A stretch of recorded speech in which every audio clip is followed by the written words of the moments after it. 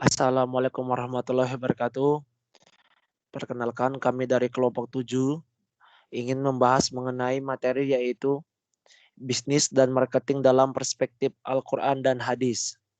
Kami beranggotakan 3 orang yaitu Hafiz Harif Azhari, Sulistyo Sanjaya, dan Abdul Aryawan Nahar. Di materi yang kami bahas itu ada 4 yaitu konsep bisnis dan marketing dalam teori ekonomi konvensional, makna bisnis dan marketing dalam Al-Quran dan hadis, cara bisnis dan marketing dalam Islam, yang terakhir etika bisnis dan marketing dalam Islam. Yang pertama akan membahas yaitu mengenai konsep bisnis dan marketing dalam teori ekonomi konvensional. Bisnis sendiri merupakan aktivitas produksi, pembelian, penjualan, maupun pertukaran barang dan jasa yang melibatkan orang atau perusahaan. Aktivitas dalam bisnis pada umumnya mempunyai tujuan yaitu menghasilkan laba. Marketing sendiri merupakan proses untuk membuat masyarakat tertarik pada produk atau jasa dari sebuah perusahaan. Sedangkan ekonomi konvensional yaitu ilmu yang mempelajari perilaku manusia dalam memenuhi kebutuhan yang tidak terbatas dengan menggunakan faktor-faktor produksi yang terbatas. Konsep bisnis sendiri merupakan gagasan-gagasan yang konkret dalam mewujudkan suatu usaha dengan merujuk pada nilai-nilai usaha, tujuan usaha, dan target pasar. Konsep marketing. Konsep pemasaran atau marketing merupakan serangkaian kegiatan yang memiliki tujuan untuk memasarkan produk yang diproduksi oleh perusahaan. Berbagai rangkaian kegiatan tersebut dilakukan agar produk dapat diminati dan dimanfaatkan oleh masyarakat. Selanjutnya, makna bisnis dan marketing dalam Al-Quran dan hadis. Islam sendiri memperbolehkan bisnis dan marketing, asalkan bukan hal-hal yang mengarah pada riba, judi, penyediaan produk, atau layanan yang mengandung barang-barang haram. Untuk itu, di balik bisnis menurut Islam yang dihalalkan, ini tentu saja ada etika dan manfaat yang diperoleh. Islam pun mengharapkan agar bisnis yang dilakukan oleh seorang muslim tidak hanya memiliki keuntungan untuk diri sendiri, melainkan juga dapat memberi manfaat yang banyak kepada orang lain. Hal ini sesuai dengan prinsip Islam yang rahmatul lil alamin. Dalam Al-Quran yang membahas mengenai bisnis dan marketing seperti di surat An-Nisa ayat 29 yang berbunyi, "Hai orang-orang beriman, janganlah kamu saling memakan harta sesamamu dengan jalan yang batil, kecuali dengan jalan perniagaan yang berlaku dengan suka sama suka di antara kamu." Dalam melakukan perniagaan atau bisnis, Allah juga telah mengatur adab yang perlu dipatuhi dalam perdagangan, di mana apabila telah datang waktunya untuk beribadah, aktivitas perdagangan perlu ditinggalkan untuk beribadah kepada Allah. Sebagai firman Allah Subhanahu wa taala dalam surat Al-Jumu'ah ayat 11.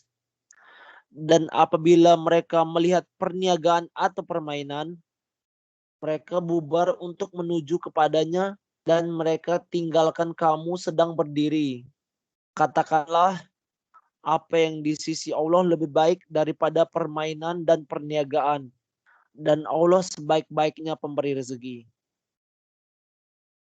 Selanjutnya, cara bisnis dan marketing dalam Islam.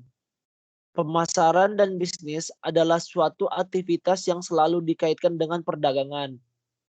Jika meneladani Rasulullah SAW saat melakukan perdagangan, maka beliau sangat mengedepankan adab dan etika dagang yang luar biasa.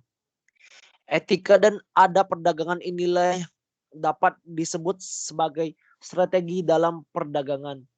Oleh karena itu, Syekh Syahid Nada membeberkan sejumlah adab yang harus dijunjung pedagang muslim dalam menjalankan aktivitas jual beli. Berdasarkan hadis-hadis Rasulullah SAW sebagai berikut. Yang pertama, tidak menjual sesuatu yang haram. Umat Islam dilarang menjual sesuatu yang haram seperti minuman keras dan memabukkan, narkotika, dan barang-barang yang diharamkan Allah. Hasil penjualan barang-barang itu hukumnya haram dan kotor. Tidak melakukan sistem perdagangan terlarang. Contoh, menjual yang tidak dimiliki. Rasulullah bersabda, jangan kamu menjual sesuatu yang tidak engkau miliki. Hadis riwayat Ahmad, Abu Daud, An-Nasai. Selain itu, Islam juga melarang umatnya menjual buah-buah yang belum jelas hasilnya serta sistem perdagangan terlarang lainnya. Yang ketiga, tidak membiasakan bersumpah ketika berdagang. Hal ini sesuai dengan hadis Rasulullah, janganlah kalian banyak bersumpah ketika berdagang. Sebab cara seperti ini melariskan pedagang lalu menghilangkan keberkahannya.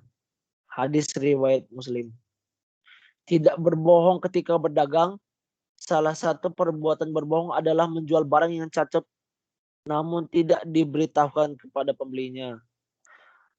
Kita juga tidak boleh memakan dan memonopoli barang dagangan tertentu. Sabda Nabi SAW, tidaklah seorang menimbun barang melainkan pelaku maksiat. Hadis riwayat Muslim. Marketing dan bisnis yang baik menurut Islam.